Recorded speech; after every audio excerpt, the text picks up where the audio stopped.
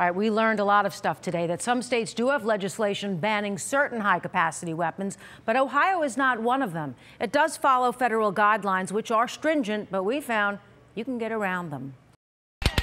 The sound of the gunfire says it all. According to ballistics experts, the speed and pattern of the shots show this was more than a semi-automatic weapon being fired.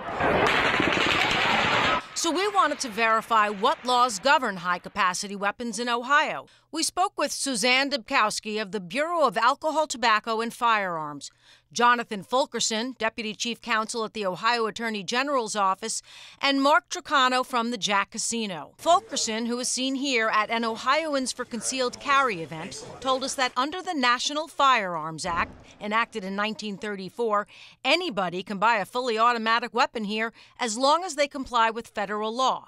And federal law requires the gun to be registered and bought from a licensed NFA dealer.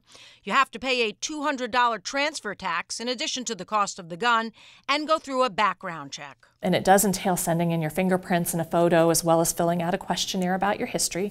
That's all sent in. The FBI then verifies the fingerprints, etc.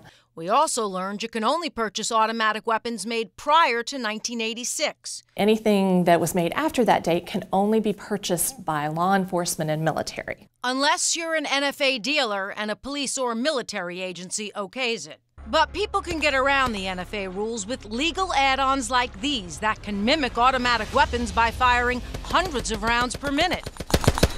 Ohio ranked 11th in the country this year for the number of fully automatic weapons registered with the state.